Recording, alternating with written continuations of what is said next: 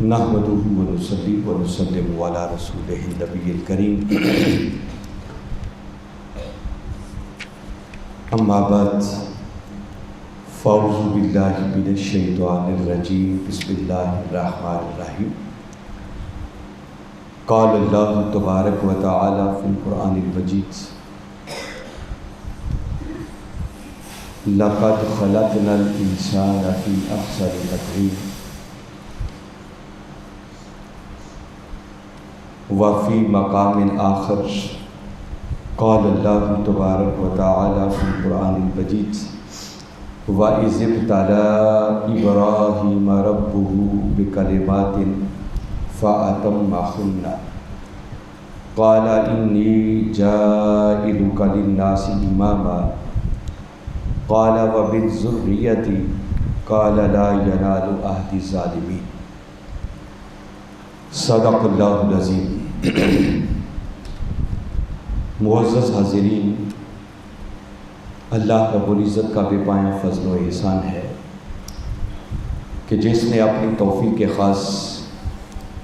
اور حضور نبی اکرم صلی اللہ علیہ وآلہ وسلم کے نالین مبارک کے تصدق سے ہمیں ماہ ذی الحج کے ان مبارک ایام میں ان سعید گھڑیوں کے اندر اپنی بارگاہ میں حاضر ہونے کی توفیق عطا فرمائے۔ دعا ہے کہ اللہ رب العزت ہماری اس حاضری کو قبول فرمائے۔ اس سے قبل ہماری ایک سلسلہ وار گفتگو چل رہی تھی کہ انسان کیا ہے، وہ کب سے ہے، کہاں سے آیا ہے اور کن کن مرحلوں سے گزر کر آج کہاں موجود ہے، آگے اس کے سفر کی منزلیں کیا کیا ہوں گی اور بالآخر اسے پلٹ کر کہاں حاضر ہوگا۔ اسی تسلسل کو جاری رکھتے ہوئے میں نے چند باتیں جو عرض کی تھی کہ وہ انسان جس کو اللہ رب العزت نے احسن تقویم بنایا، جس کے سر پر اس نے بزرگی اور تکریم کا تاج رکھا، جس کو مسجود ملائک بنایا، جس کو زمین پر اپنا خلیفہ ہونے کا شرف عطا کیا، اور جس انسان کو اللہ رب العزت نے مقصود کائنات بنایا، اور قرآن جو دنیا کی سب سے عظیم کتاب ہے، اس کتاب کا عنوان، اس کا موضوع حضرت انسان کو بنایا۔ وہ انسان جس کو اللہ رب العزت نے ان عظمتوں اور شانوں سے نوازا ہے، اس انسان کی ابتدا اس کی ولادت سے نہیں ہوتی، بلکہ وہ مرحلہ ان سے بھی بہت پہلے کا ہے۔ ایک وقت وہ تھا جب وہ علم الہی کے سمندروں میں تیرتا پھرتا تھا، اور وہ اللہ کے راز کے طور پر اس کے راز کے پردوں میں چھپا ہوا تھا۔ پھر امر کن کے ذریعے باری تعالیٰ نے اسی راز کے پردوں میں چھپے ہوئے انسان کو ظاہر کیا اور عالم ارواح کے اندر اس کو ایک وجود بخشا۔ پھر اس عالم ارواح کی کچھ تفصیلات بھی میں نے عرض کی تھی، اور اسی انسان کو جب اللہ رب العزت نے عالم اجساد میں منتقل کرنا چاہا تو سب سے پہلے حضرت آدم علیہ السلام کا پیکر خاکی تیار کیا، پھر اس میں اپنی روح پھونکی اور ان سے حضرت حوا علیہ السلام کا وجود پیدا کیا، اور دونوں سے ایک سلسلہ آگے چلایا، جس تسلسل کے نتیجے میں آج میں اور آپ یہاں پر موجود ہیں۔ آج ہم گفتگو اس زندگی پر کریں گے کہ وہ زندگی جو انسان کی ولادت سے شروع ہوتی ہے اور موت پر ختم ہوتی ہے، صرف یہ جو درمیان میں ایک اس کا اسٹیشن آتا ہے، اور انسان کچھ عرصہ کچھ وقت جو یہاں پر گزارتا ہے، یہ زندگی کیا ہے۔ اس سے پہلے کے مرحلوں کی بات ہم کئی نشستوں میں کر چکے ہیں، آج ہم صرف اسی پر فوکس کریں گے۔ قرآن پاک کا اگر مطالعہ کیا جائے تو انسان کو ملنے والی یہ زندگی جو ولادت سے شروع ہو کر اس کی موت پر ختم ہو جاتی ہے، وہ کسی کو 10 سال مل جائیں، کسی کو 20 سال مل جائیں، کسی کو 50 سال مل جائیں، کسی کو 70 سال یا میکسیمم کو 100 سال کی زندگی گزار لیتا ہوگا۔ یہ زندگی کا مختصر سا حصہ جو انسان کو ملتا ہے، اللہ رب العزت نے اس زندگی کو انسان کے لیے آزمائش بنایا، اس زندگی کو انسان کے لیے امتحان بنایا، جس کا ذکر قرآن پاک میں مختلف جگہوں پر باری تعالیٰ نے کیا۔ آپ کبھی سورہ کہف کو پڑھیں تو باری تعالیٰ نے سورہ کہف کی ابتدا ہی میں ارشاد فرمایا، اِنَّا جَعَلْنَا مَا عَلَى الْأَرْضِ زِینَةً لَهَا، فرمایا جو کچھ زمین پر ہے بے شک ہم نے اسے زمین کی زینت بنایا، اور زینت اس لیے بنایا ہے لِنَبْلُوَهُمْ أَيُّهُمْ أَحْسَنُ عَمَلًا، تاکہ ہم اس زمین کے باسیوں کو، اس زمین کے رہنے والوں کو آزمائیں، ان کو جانچیں، انہیں پرکھیں، ایہم احسن عملا، کہ ان میں سے بہتر عمل کون کرتا ہے۔ تو قرآن پاک کے یہ کلمات بڑے واضح طور پر اس بات کا اعلان کر رہے ہیں کہ یہ جو زمین کی زندگی ہے، اس زندگی کو اللہ رب العزت نے انسان کے لیے آزمائش بنایا، اس کو امتحان بنایا۔ سورہ ملک میں بھی ابتدا ہی میں باری تعالیٰ نے اس کا ذکر کیا، فرمایا الذی خلق الموت والحیات لیبلوکم ایکم احسن عملا، فرمایا اللہ وہ ہے جس نے موت کو بھی تخلیق کیا اور حیات کو بھی تخلیق کیا، اور یہ موت و حیات کا جو فلسفہ اس نے بنایا ہے، فرمایا یہ موت و حیات کو اس نے تخلیق اس لیے کیا لِیَبْلُوَکُمْ، تاکہ وہ تمہیں آزمائے، تمہیں جانچے، تمہیں پرکھے، ایکم احسن عملا، کہ تم میں سے بہتر عمل، اچھا عمل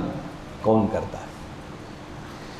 آپ نے ان دونوں مقامات پر دیکھا کہ باری تعالیٰ نے انسان کو ملنے والی اس زندگی کو اس کے لیے آزمائش قرار دیا، اس کے لیے امتحان قرار دیا، اور خاص طور پر ان دونوں مقامات باری تعالیٰ نے کثرت عمل کی طرف انسان کو متوجہ نہیں کیا، بلکہ اس عمل کے حسن کی طرف متوجہ کیا۔ اس نے فرمایا کہ ہم یہ نہیں دیکھنا چاہتے کہ تم میں سے زیادہ عمل کون کرتا ہے، بلکہ ہم یہ جاننا چاہتے ہیں کہ تم میں سے اچھا عمل کون کرتا ہے۔ حسن عمل کی بات ہو رہی۔ تو گویا اگر اتنی ان دو آیات پر اکتفا کیا جائے تو ایک بات طے ہو گئی کہ یہ جو ولادت سے لے کر موت تک کی زندگی ہے، اس زندگی کو اللہ رب العزت نے انسان کے لیے آزمائش اور انسان کے لیے امتحان بنایا ہے۔ گویا اس وقت ہم ایک کمرہ امتحان میں ہیں، اور آپ دیکھیں کہ جب طالب علم کمرہ امتحان میں بیٹھا ہو اور اس کے پیپر حل کرنے کا وقت شروع ہو جائے، بالعموم وہ 3 گھنٹے کا ٹائم ہوا کرتا تھا، آج کل معلوم نہیں وہ کتنا ہے، تو اگر اس پیپر حل کرنے کے دوران کوئی طالب علم سستی کا شکار ہو، اپنے پیپر کی طرف توجہ نہ دے، پیپر کو اچھے طریقے سے حل نہ کرے، تو کامیابی کبھی بھی اس کا مقدر نہیں بن سکتی۔ کامیاب وہی پر ہوتے ہیں جو اپنے امتحان کی، پیپر کی اچھی تیاری کرتے ہیں، اور جب کمرہ امتحان میں بیٹھ جائیں تو پھر پوری یکسوئی کے ساتھ اس پیپر کو حل کرنے کی کوشش کریں۔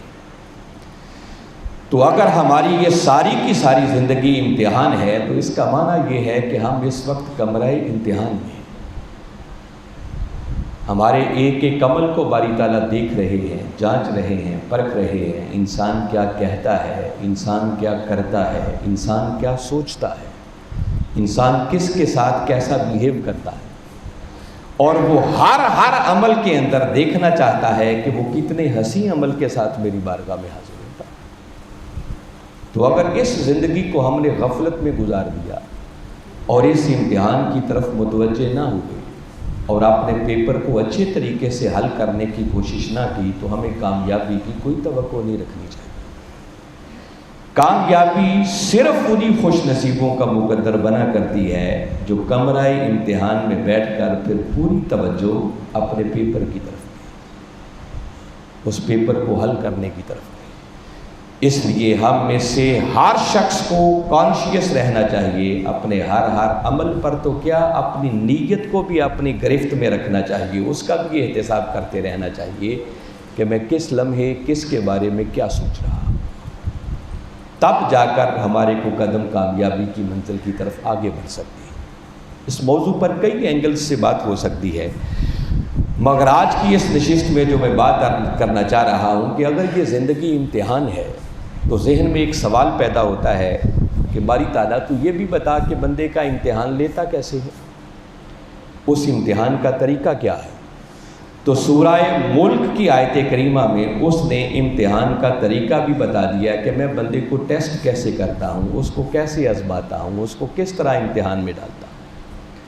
آپ ان کلمات پر دوبارہ غور کریں۔ باری تعالیٰ نے ارشاد فرمایا الذی خلق الموت والحیات، فرمایا اللہ وہ ہے جس نے موت کو بھی پیدا کیا اور حیات کو بھی پیدا کیا، اور موت اور حیات کو پیدا اس لیے کیا لیبلوکم، تاکہ وہ تمہیں آزمائے، تمہیں جانچے، تمہیں پرکھے۔ تو امتحان کے لیے اس نے دو چیزوں کو پیدا کیا ہے، ایک موت کو پیدا کیا ہے، دوسرا حیات کو پیدا کیا ہے۔ اس آیت کریمہ کی تفسیروں کو اگر اٹھا کر پڑھیں تو بہت ساری تفاسیر میں سے ایک تفسیر جو مفسرین نے کی ہے وہ یہ ہے کہ موت در حقیقت اشارہ ہے کسی نعمت کے چھن جانے کی طرف، اور حیات یہ اشارہ ہے کسی نعمت کے مل جانے کی طرف۔ اور باری تعالیٰ نے موت اور حیات دونوں کا ذکر کر کے کہ میں نے ان کو اس لیے پیدا کیا ہے تاکہ تمہیں آزمایا جائے، تمہیں جانچا جائے، تمہیں پرکھا جائے کہ تم میں سے اچھا عمل کون کرتا ہے، تو در حقیقت وہ امتحان کے طریقے بتانا چاہتا ہے کہ جب میں کسی بندے کو آزماتا ہوں تو آزمانے کے دو طریقے ہوتے ہیں کہ کبھی میں بندے سے نعمتیں چھین چھین کر اسے آزماتا ہوں، اور دیکھنا چاہتا ہوں کہ جب نعمتیں چھن رہی ہوں تو ایسے حال میں بھی بندہ میری رضا پر راضی رہتا ہے یا نہیں رہتا ہے۔ اور کبھی کبھی اپنے بندے کو نعمتیں دے دے کر آزماتا ہوں کہ جب نعمتیں مل رہی ہوں، نعمتوں کی فراوانی ہو، بندے کو عزت مرتبہ شان میسر آ رہی ہو، تو ایسے حالات میں بھی میرا بندہ میرا شکر ادا کرتا ہے یا پھر وہ مجھے بھول کر فرعون بن جاتا ہے، اس کی گردن میں سریا آ جاتا ہے، اکڑ جاتا ہے۔ تو فرمایا کبھی کبھی میں بندے سے نعمتیں چھین چھین کر اسے آزماتا ہوں، اور کبھی بندے کو نعمتیں دے دے کر اسے آزماتا ہوں۔ اس کی آزمائش کے یہ دو بڑے طریقے ہیں۔ یہاں پر اس نے صرف اشارتاً کنایتاً بات کی، مگر اگر قرآن پاک کا مطالعہ کریں تو ان دونوں طریقوں کا اللہ رب العزت نے بڑی تفصیل کے ساتھ بھی قرآن میں ذکر کیا۔ وہ نعمتیں دے کر کیسے آزماتا ہے، سورہ نمل کا وہ بڑا معروف واقعہ ہے، آپ نے سن رکھا ہے، اس کی تفصیل میں جانا مقصود نہیں ہے، مگر صرف یہ بات سمجھانے کے لیے کہ وہ نعمتیں دے کر اپنے بندے کو کیسے آزماتا ہے۔ حضرت سلیمان علیہ السلام تخت لگائے بیٹھے ہیں، اور ادھر سے 900 میل دور سے ملکہ سبا ان کی بارگاہ میں حاضری کے لیے چل رہی ہے، حتیٰ کہ مفسرین نے یہاں تک بھی لکھا ہے کہ وہ چلتے چلتے اتنی قریب آ چکی تھی کہ صرف 100 میٹر کا فاصلہ باقی رہ گیا تھا، قریب پہنچ گئی تھی۔ اور ایسے میں آپ اپنے حاضرین سے کہتے ہیں کہ کیا تم میں کوئی ایسا ہے جو ملکہ سبا کے یہاں پہنچنے سے پہلے پہلے اس کا 900 میل دور پڑا ہوا تخت اٹھا کے یہاں لیا؟ پہلے ایک جن کھڑا ہوا، اور جن کھڑا ہو کے عرض کرنے لگا قال عفریت من الجن انا آتیک بہ قبل ان تقوم من مقامک، اور عرض کی کہ اللہ کے نبی اگر اجازت ہو تو آپ کی یہ نشست برخاست ہونے سے پہلے پہلے وہ 900 میل دور پڑا ہوا تخت اٹھا کے یہاں لا سکتا۔ آپ نے سنا اور سن کر فرمایا کہ اتنی تاخیر نہیں چاہیے، ہمیں تو اس کے آنے سے بھی پہلے تخت یہاں پر چاہیے۔ مگر جن نے کوئی اگلی پیشکش نہیں کی، اگلی آفر نہیں کی، جس کا مطلب یہ ہے کہ اگر وہ اس سے جلدی لانے پر قادر ہوتا، اگلی پیشکش بھی کر دیتا کہ اگر اتنی تاخیر سے نہیں چاہیے تو لائیں، میں جلدی لا دیتا. جن کی پرواز یہاں پر جواب دی گئی. پھر آپ کا ایک اور امتی کھڑا ہوا جس کا نام آصف بن برخیہ ملتا ہے، اور قرآن نے اس کا تعارف صرف اتنا کروایا ہے، وقال الذی عندہ علم من الکتاب. ایک وہ شخص کھڑا ہوا جس کے پاس کتاب کے علم میں سے تھوڑا سا علم تھا.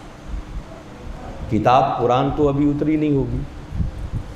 یقیناً کوئی سلیمان علیہ السلام پر صحیفہ اترا ہوگا، اور اس صحیفے کے علم میں سے سارا علم نہیں، تھوڑا سا علم تھا. اور وہ کھڑا ہو کر عرض کرنے لگا، انا آتی کا بہی قبل ان یرتد الیک طرفک، کہ اللہ کے نبی اگر اجازت ہو تو آپ کی پلک جھپکنے سے بھی پہلے وہ 900 میل دور پڑا ہوا تخت اٹھا کر یہاں لا سکتا. جس سے ایک بات سمجھ میں آتی ہے کہ جہاں پر جنوں کی پرواز ختم ہوتی ہے وہاں سے سلیمان علیہ السلام کی امت کے ولی کی پرواز کا آغاز ہوتا ہے. اور ولی بھی وہ جس کے پاس اس صحیفے کا پورا علم نہیں تھا، بلکہ اس صحیفے کے علم میں سے تھوڑا سا علم تھا. تو سوچیں، جس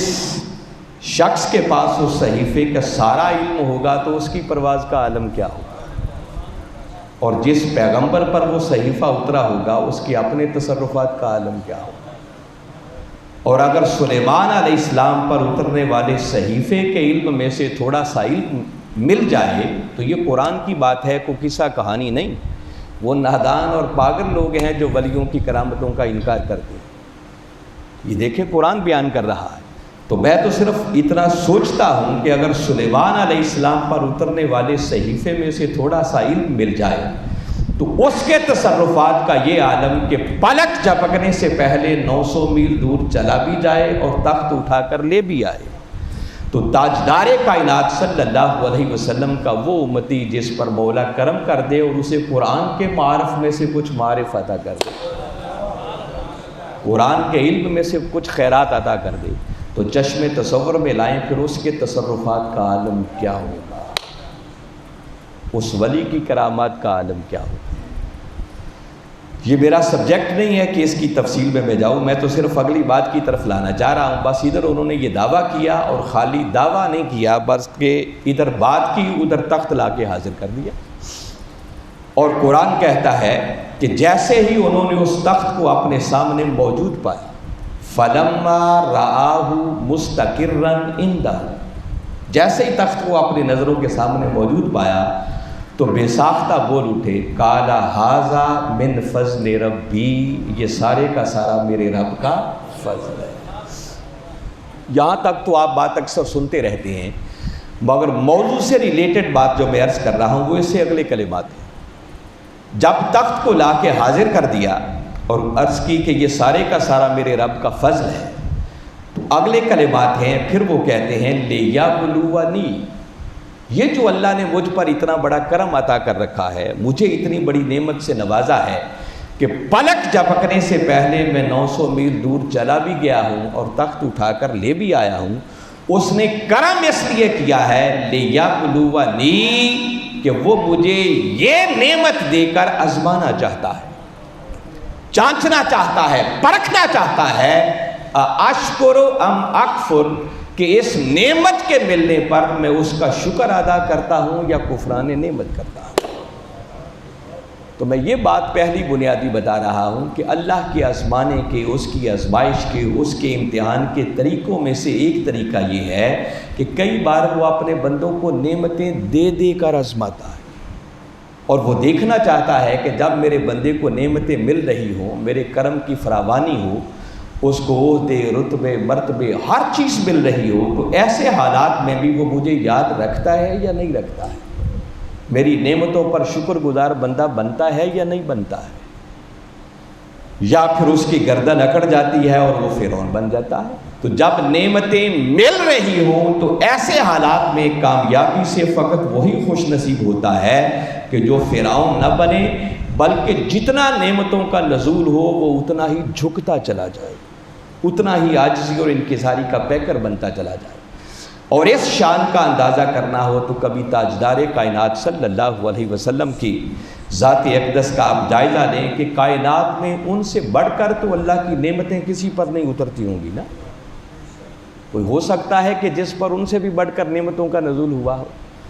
مگر اتنی نعمتوں کا حامل ہونے کے باوجود کہ جن گلیوں سے گزر جائیں خدا ان گلیوں کے ذروں کی بھی قسمیں اٹھاتا ہے، محبوب کے مکھڑے کی قسمیں اٹھاتا ہے، محبوب کے زلف واللیل کے تذکرے کرتا ہے. کیا کیا شان قرآن بڑا پڑا ہے اس سے.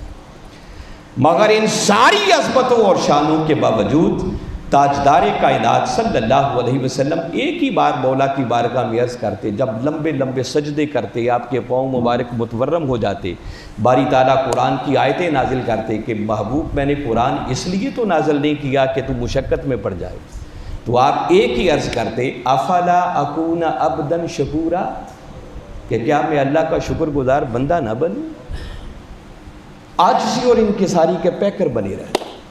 جب آپ چلتے تو آپ کی چال سے، آپ کی ڈھال سے، آپ کے ایک ایک قدم سے عاجزی اور انکساری طبق رہی ہوتی، اور ایسے محسوس ہوتا جیسے آپ کسی اونچی جگہ سے نیچی جگہ کی طرف، ڈھلوان کی طرف نیچے اترتے چلے آ رہے ہیں. تو جب نعمتیں مل رہی ہوں تو کامیابی یہ ہے کہ بندہ اس وقت فرعون نہ بنے بلکہ عاجزی اور انکساری کا پیکر بنا رہے. اور دوسرا اس کا آزمانے کا طریقہ یہ ہے کہ کبھی کبھی وہ اپنے بندوں کو جب آزماتا ہے تو اس کے آزمانے کا طریقہ یہ ہے کہ وہ نعمتیں چھینتا ہے، بندے سے نعمتیں واپس لیتا ہے. اس کا ذکر بھی باری تعالیٰ نے سورہ بقرہ میں کیا، معروف مقام ہے، آپ نے کئی بار پڑھا اور سنا ہوگا. باری تعالیٰ نے کئی تاکیدات کے ساتھ یہ اعلان کیا اور فرمایا وَلَنَبْلُوَنَّكُمْ بِشَيْءٍ مِّنَ الْخَوْفِ وَالْجُوعِ. یہ جو ہے نا کلمات لَنَبْلُوَنَّكُمْ، اس میں لام بھی تاکید کے لیے ہے اور نون ثقیلہ بھی تاکید کے لیے. باری تعالیٰ کئی تاکیدات کے ساتھ فرما رہے ہیں کہ بندے یہ ہو ہی نہیں سکتا کہ تو ایمان کا دعویٰ بھی کرے اور پھر ہم تمہیں آزمائیں نہ. ہم ضرور بھی ضرور تمہیں آزمائیں گے، جانچیں گے، پرکھیں گے. مگر باری تعالیٰ کیسے؟ فرمایا بِشَيْءٍ مِّنَ الْخَوْفِ، کبھی خوف کے ذریعے تمہیں آزمایا جائے، وَالْجُوعِ، کبھی بھوک کے ذریعے تمہیں آزمایا جائے گا، وَنَقْصٍ مِّنَ الْأَمْوَالِ، کبھی مال کے نقصان کے ذریعے تمہیں آزمایا جائے گا، وَالْأَنفُسِ، کبھی تمہاری جانوں کا نقصان کر کے تمہیں آزمایا جائے گا، وَالثَّمَرَاتِ، کبھی تمہارے ثمرات کا نقصان کر کے تم محنت کرو گے، تگ و دو کرو گے، جد و جہد کرو گے، مگر فوری اس محنت کا رزلٹ کوئی نہیں ملے گا، اس کا ثمر کوئی نہیں ملے گا. تو ثمرات کا نقصان کر کے ثمر نہ دے کر بھی تمہیں آزماتا ہوں کہ جب یوں نعمتیں چھن رہی ہو تو دیکھوں اس حال میں بھی بندہ میری رضا پر راضی رہتا ہے یا نہیں رہتا. وہ صبر کا دامن چھوڑ تو نہیں دیتا، کہیں شکوہ گناہ تو ہونا نہیں شروع کر دیتا. تو مولا ایسے حالات میں کامیاب کون ہوگا؟ فرمایا جب یوں نعمتیں چھن رہی ہوں تو فرمایا وَبَشِّرِ الصَّابِرِينَ، محبوب پھر خوشخبری سنا دو میرے ان بندوں کو کہ جب نعمتیں چھن رہی ہوں تو وہ صبر کا دامن نہ چھوڑے. الَّذِينَ إِذَا أَصَابَتْهُمْ مُصِیبَةٌ قَالُوا إِنَّا لِلَّهِ وَإِنَّا إِلَيْهِ رَاجِعُونَ، کہ جب نعمتیں چھن رہی ہو تو صبر کا دامن نہ چھوڑیں، بلکہ جب بھی کوئی مصیبت اور پریشانی آئے تو ان کی زبان پر ایک ہی جملہ ہونا چاہیے، دھیان ادھر رہنا چاہیے کہ مولا بے شک ہم سب تیری ہی بارگاہ سے آئے ہیں اور پلٹ کر ہم سب نے تیری ہی طرف جانا. تو فرمایا جو یوں صبر کا دامن تھامے رہیں ان کے لیے فرمایا اولئک علیہم صلوات من ربہم ورحمہ، فرمایا یہی وہ خوش نصیب ہیں کہ ایسے حالات کے اندر جو صبر کا دامن نہ چھوڑے، پھر ان پر اللہ کی بارگاہ سے صلوات بھی اترتی ہیں اور اللہ ان پر اپنی رحمتوں کے دروازے بھی کھولتا ہے. تو دو طریقے اس نے آزمائش کے بتائے ہیں کہ کبھی کبھی میں اپنے بندوں کو نعمتیں دے دے کر آزماتا ہوں اور کبھی ان سے نعمتیں چھین چھین کر آزماتا ہوں، اور دیکھتا ہوں کہ میرا بندہ جب نعمتیں مل رہی ہوں تو اس وقت بھی مجھے یاد رکھتا ہے یا نہیں رکھتا. اور جب نعمتیں چھن رہی ہوں تو ایسے حال میں بھی بندہ میری رضا پر راضی رہتا ہے یا نہیں رہتا؟ تو کامیابی سے ہمکنار وہی ہوگا کہ جب نعمتیں مل رہی ہوں تو بندہ سراپا شکر کی زبان کے ساتھ اس کی بارگاہ میں حاضر ہو جائے، اور جب نعمتیں چھن رہی ہوں تو ایسے حالات میں صبر کا دامن نہ چھوڑے، اور نعمتیں مل رہی ہوں تو سراپا شکر بن جائے، کیونکہ اس کا وعدہ ہے لَإِن شَكَرْتُمْ لَأَزِيدَنَّكُمْ وَلَئِن كَفَرْتُمْ إِنَّ عَذَابِي لَشَدِيدٌ، کہ اگر شکر ادا کرو گے تو میں مزید اپنی نعمتوں کے دروازے تمہارے اوپر کھولوں گا۔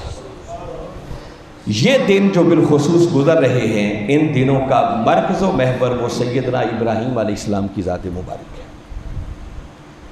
اور 1.25 لاکھ انبیاء میں سے ایک ہستی تو تاجدار کائنات صلی اللہ علیہ وسلم کی ہے کہ جن کی زندگی کو اللہ رب العزت نے پوری انسانیت کے لیے ایک رول ماڈل بنایا ہے، اور ہمارے لیے ان کے اسوہ حسنہ کو قابل تقلید قرار دیا، اور فرمایا لَقَدْ كَانَ لَكُمْ فِي رَسُولِ اللَّهِ أُسْوَةٌ حَسَنَةٌ، کہ لوگوں تمہاری زندگیوں کے لیے بہترین ماڈل اور نمونہ اگر کوئی ہے تو وہ میرے مصطفیٰ کی سیرت اور سنت ہے۔ اور ان کے بعد 1.25 لاکھ انبیاء کرام میں سے اگر نام لے کر کسی ہستی کی زندگی کو باری تعالیٰ نے ہمارے لیے رول ماڈل بنایا ہے تو وہ ایک ہی ہستی ہے جن کو سیدنا ابراہیم علیہ السلام کے نام سے یاد کیا جاتا ہے۔ ویسے تو ہر پیغمبر کی زندگی یقیناً ہمارے لیے رول ماڈل ہے، جن کے نقش قدم پر بھی چلیں گے اللہ برکتیں عطا کرے گا، مگر میں انفرادیت بتا رہا ہوں کہ قرآن پاک کے اندر واحد ابراہیم علیہ السلام ہے کہ جن کا نام لے کر باری تعالیٰ نے ان کی سیرت کو بھی ہمارے لیے ماڈل اور نمونہ قرار دیا۔ فرمایا قد کانت لکم اسوۃ حسنۃ فی ابراہیم، کہ لوگوں بے شک ابراہیم علیہ السلام کی زندگی بھی تمہارے لیے بہترین ماڈل اور نمونہ ہے۔ اگر تم اس زندگی کے امتحان میں کامیاب ہونا چاہتے ہو تو پھر میرے ابراہیم کی زندگی کو اپنے لیے مشعل راہ بنا لینا۔ بولا کیسے؟ فرمایا جس طرح تمہارے لیے میں نے زندگی کو ایک امتحان بنایا ہے، آزمائش بنایا ہے، اسی طرح میں نے اپنے محبوب بندے حضرت ابراہیم علیہ السلام کو بھی کچھ آزمائشوں میں ڈالا۔ سورہ بقرہ میں اس بات کا ذکر کیا جو آیت میں نے عنوان گفتگو کے طور پر تلاوت کی۔ فرمایا وَإِذِ ابْتَلَىٰ إِبْرَاهِيمَ رَبُّهُ بِكَلِمَاتٍ، جب ابراہیم علیہ السلام کے رب نے انہیں مختلف آزمائشوں میں ڈالا، انہیں جانچا، انہیں پرکھا، تو فرمایا فَأَتَمَّهُنَّ، پس ابراہیم علیہ السلام ہر امتحان میں کامیابی سے ہمکنار ہو گئے، اور جب وہ ہر آزمائش میں کامیابی سے ہمکنار ہو گئے تو باری تعالیٰ نے اعلان فرمایا قَالَ إِنِّي جَاعِلُكَ لِلنَّاسِ إِمَامًا، ابراہیم چونکہ تو ہر امتحان کے کامیابی سے ہمکنار ہوا ہے تو اب اس کا صلہ یہ ہے کہ تمہیں پوری انسانیت کی امامت کے منصب پر فائز کیا جاتا ہے۔ ان کی زندگی کو باری تعالیٰ نے ہمارے لیے رول ماڈل بنایا، فرمایا ان کے نقش قدم پر چلو اگر اس زندگی کی آزمائشوں میں کامیابی سے ہمکنار ہونا چاہتے ہیں۔ ابراہیم علیہ السلام کی زندگی کا اگر جائزہ لیں، ویسے تو پوری کی پوری زندگی ان کی سراپا امتحان نظر آتی ہے، چونکہ دامن وقت میں بہت زیادہ گنجائش نہیں ہے تو صرف ایک ہی آزمائش کا ہم ذکر کر کے آج کے مضمون کو مکمل کریں گے اور اس کو پھر آگے کنٹینیو رکھیں گے۔ ابراہیم علیہ السلام نے جس ماحول میں، جس گھر میں، جس خاندان میں، جس قوم میں، جس علاقے میں آنکھ کھولی، وہ نہ صرف بت پرست تھے بلکہ وہ بت بنا بنا کر بیچا کرتے تھے، بت فروش تھے۔ آپ کے والد گرامی وہ ایک خدا کے ماننے والے تھے، وہ جلد اس دنیا سے پردہ کر گئے، اور آپ کی پرورش آپ کے چچا نے کی جو بت فروش تھے، اور پوری قوم بتوں کی عبادت کرنے والی تھی۔ اس واقعے کی تفصیل میں بھی جانے کا وقت نہیں ہے، آپ نے کلمہ حق بلند کرنے کا فیصلہ کر لیا، اور جب وہ پوری قوم ایک خاص میلے اور تہوار کے لیے کسی جگہ پر جمع ہوئی تو ان کے بت خانے میں داخل ہو کر آپ نے ان کے بتوں کا تیا پانچا کر دیا، کسی کی ناک کاٹ دی، کسی کے کان کاٹ دیے، کسی کے بازو توڑ دیے، کسی کی ٹانگیں کاٹ دیں، اور کلہاڑا ان کے بڑے بت کے کندھے پر رکھ دیا۔ جب پلٹ کے واپس آئے تو یقیناً ان کو معلوم تھا کہ یہ کام سوائے اس ابراہیم کے اور کوئی نہیں کر سکتا۔ جلد وہ اس نتیجے پر پہنچ گئے کہ یہ کام انہی نے کیا ہے، اور فیصلہ کیا گیا کہ سزا کے طور پر ابراہیم کو آگ میں جلا دیا۔ ایک عرصے تک آگ کی لکڑیاں وہ اکٹھی کرتے رہے۔ اب ابراہیم علیہ السلام بے خبر نہیں تھے، معلوم تھا چونکہ ان سے مکالمہ ہو چکا تھا۔ وہ ساری قرآن نے لکھا ہے، میں صرف وقت بچانے کے لیے ان تفصیلات میں نہیں جا رہا، صرف وہ پہلی آزمائش بتانا چاہ رہا ہوں کہ کیسے کامیابی سے ہم کنار ہوئے۔ ابراہیم علیہ السلام کو پتہ تھا کہ لکڑی مجھے جلانے کے لیے اکٹھی ہو رہی ہے، تو جیسے جیسے وہ لکڑیاں اکٹھی کرتے ابراہیم علیہ السلام دیکھ دیکھ کے خوش ہوتے۔ کسی نے پوچھا کہ آپ کو جلانے کا اہتمام ہو رہا ہے اور آپ خوش ہوتے؟ فرمایا خوش اس لیے ہوتا ہوں کہ آزمائش جتنی بڑی ہوتی ہے نا، اس کے بعد صلہ بھی اتنا ہی زیادہ ملا کرتا ہے، اس لیے پریشانی نہیں ہے، مجھے خوشی ہے کہ ذرا اور زور لگا لیں۔ غلط کام تو میں نے کوئی نہیں کیا نا، نام تو اسی مولا کا بلند کیا ہے۔ حتیٰ کہ وہ گھڑی آ گئی جب آگ جلا دی گئی اور آگ کے شعلے آسمان سے باتیں کرنے لگے، اور ابراہیم علیہ السلام کو ایک منجنیق میں بٹھا دیا گیا اور قریب تھا کہ اگلے لمحے ان کو آگ میں ڈال دیا جاتا۔ ایسے میں جبریل امین علیہ السلام اللہ کی بارگاہ میں حاضر ہوئے اور عرض کی کہ مولا سنا ہے تیرے بندے ابراہیم کو تجھ سے بڑا عشق ہے، آج اجازت ہو تو ذرا ان کو آزماؤ۔ باری تعالیٰ نے اجازت دے دی۔ جبریل امین علیہ السلام حاضر خدمت ہوئے اور آ کر عرض کرنے لگے کہ ابراہیم بڑی مشکل گھڑی آ گئی ہے، اگلے لمحے آگ میں جانے والی ہوں، بتائیے میں آپ کی کیا مدد کر سکتا ہوں؟ کسی میری مدد کی حاجت ضرورت ہو تو میں حاضر خدمت ہوں۔ ابراہیم علیہ السلام کے عشق پر قربان جائیں، آپ فرمانے لگے کہ جبریل ویسے تو بندہ ہے ہی سراپا حاجت، مگر ایسی کوئی حاجت نہیں ہے جس کے لیے تیری مدد کی ضرورت ہو۔ ٹھکرا دیا اس کی پیشکش کو۔ جبریل امین علیہ السلام نے دوسرا حملہ کیا اور کہنے لگے اچھا ابراہیم مجھے معلوم ہے مجھ سے مدد مانگتے ہوئے شرم آتی ہے، مگر گھڑی تو مشکل ہے، اگلے لمحے آگ میں جانے والے ہو، آگ میں جل کر ختم ہو جاؤ گے، تو اس مشکل گھڑی میں اس مولا سے مدد مانگنے میں تو کوئی حرج نہیں، وہ آپ کا مولا ہے، آپ اس کے بندے ہیں، تو اس مشکل گھڑی میں مولا سے مدد مانگیں۔ قربان جائیں ابراہیم علیہ السلام نے جو جواب دیا، فرمایا جبریل جس مولا سے مدد مانگنے کی بات کر رہا ہے وہ مولا میرے حالات سے مجھ سے بھی زیادہ آگاہ ہے، اس سے مدد کیا مانگو؟ جانتا تو وہ بھی ہے نا کہ نام تو اسی کا میں نے بلند کیا ہے، جرم تو میں نے کوئی نہیں کیا، ہر چیز وہ دیکھ رہا ہے، اور اگر وہ اسی میں راضی ہے کہ ابراہیم اس کی خاطر آگ میں جل جائے تو ابراہیم اس مولا کی رضا کی خاطر آگ میں جلنے کو بھی تیار ہے۔ یہ ہوتی ہے آزمائش اور یہ ہوتی ہے اس میں کامیابی۔ آزمائشیں کو لمبی چوڑی نہیں ہوتی، دیکھیں نا مولا نے بندے سے لے کر کیا کرنا ہے، وہ صرف بندے کو ٹیسٹ کرتا ہے، اور ٹیسٹ اس لیے کرتا ہے کہ اگر بندہ اس آزمائش میں سے کامیابی سے ہمکنار ہو جائے تو اس کے درجات اور بلند کر دیے جائیں، مگر ہم اول تو اس راہ کے مسافر ہی کوئی نہیں ہے، اور اگر کوئی اس راہ پہ چل ہی پڑے تو پہلے ہی جھٹکا لگے تو پاؤں اکھڑ جاتے ہیں۔ اللہ ہمیں آزمائشوں سے محفوظ رکھے، ہم اس قابل نہیں ہیں کہ امتحان دے سکیں، مگر یہ زندگی امتحان ہے، ہر لمحے پر ایک امتحان ہے، اور ابراہیم علیہ السلام کی زندگی کو رول ماڈل قرار دیا ہے قرآن۔ جب ابراہیم علیہ السلام اس مشکل گھڑی میں بھی استقامت سے گزر گئے، اب قرآن کہتا ہے، الفاظ کتنے لطیف ہیں، باری تعالیٰ نے فرمایا قُلْنَا يَا نَارُ كُونِي بَرْدًا وَسَلَامًا عَلَىٰ ابراہیم، فرمایا پھر ہم نے آگ کو حکم دیا۔ یہ جو کلمات ہیں نا قُلْنَا، اس کا معنی ہے ہم نے کہا۔ اگر یہ کلمات قرآن کا حصہ نہ بنائی جاتی تو پڑھنے والوں کو سمجھ پھر بھی آ جاتی کہ آگ ٹھنڈی ہوئی تو اللہ کے حکم سے ہی ہوئی ہوگی نا، مگر باری تعالیٰ نے قُلْنَا ان کلمات کو بھی ہمیشہ کے لیے قرآن کا حصہ بنا دیا، اور ان کلمات کو قرآن کا حصہ بنا کر باری تعالیٰ ہمیں سمجھانا چاہ رہے ہیں کہ لوگوں آگ ٹھنڈی ہوئی تو ابراہیم کی ریکویسٹ پر نہیں ہوئی، ان کی درخواست پر نہیں ہوئی، ابراہیم تو میرا وہ مرد مومن ہے کہ جنہوں نے آزمائش کی ان مشکل گھڑیوں میں خود مجھے پکارنا بھی گوارا نہیں کیا، میری رضا پر وہ راضی رہا، آگ میں جلنے کے لیے بھی تیار تھا، تو آگ ٹھنڈی ہوئی تو ابراہیم کی درخواست پر نہیں بلکہ پھر ہم نے آگ کو حکم دیا کہ آگ دیکھ ابراہیم میری رضا پر راضی رہنے والے امتحان میں کامیابی سے ہمکنار ہو گیا ہے، اب ابراہیم تجھ میں آ رہا ہے، ہم تمہیں حکم دیتے ہیں کہ اے آگ اب تو میرے ابراہیم پر ٹھنڈی ہو جا، اور اتنی ٹھنڈی بھی نہ ہونا کہ وہ ٹھنڈک تکلیف دے، وسلاما بلکہ سلامتی والی بن جا۔ ورنہ آگ کا کیا کام ہے کہ بندہ آگ میں جائے اور آگ اسے جلائے نہ۔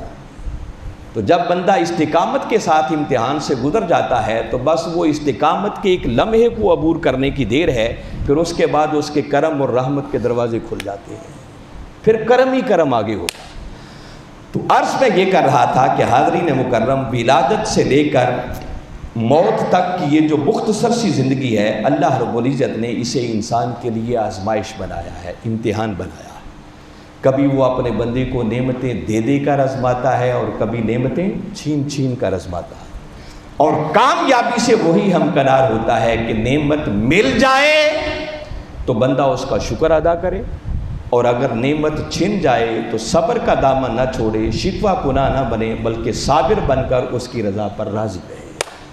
اور یہ حال بھی عام بندوں کا ہے۔ جس بات پر ختم کر رہا ہوں وہ یہ عرض کرنا چاہ رہا ہوں کہ دو صاحب حال بزرگ تھے، مختلف بزرگوں کے نام آئے ہیں، ان کی آپس میں ملاقات ہوئی اور ایک دوسرے سے پوچھنے لگے بھی سناؤ آج کیسے آپ کے گزر اوقات ہو رہے ہیں، کیسے حال چل رہا ہے؟ تو وہ آگے سے فرمانے لگے کہ بھئی کیا بتائیں، بس کچھ مل جائے تو اس کا شکر ادا کرتے ہیں، نہ ملے تو صبر سے بیٹھے رہتے ہیں۔ وہ دوسرے بزرگ سن کے فرمانے لگے کہ اگر حال یہ ہے تو یہ تو کوئی کمال کی بات نہیں ہے، اتنا کام تو ہمارے بغداد شہر کی پھرنے والی گلیوں میں پھرنے والے کتے بھی کر لیتے ہیں کہ کچھ مل گیا تو شکر ادا کر دیا، نہ ملا تو صبر سے بیٹھے رہے۔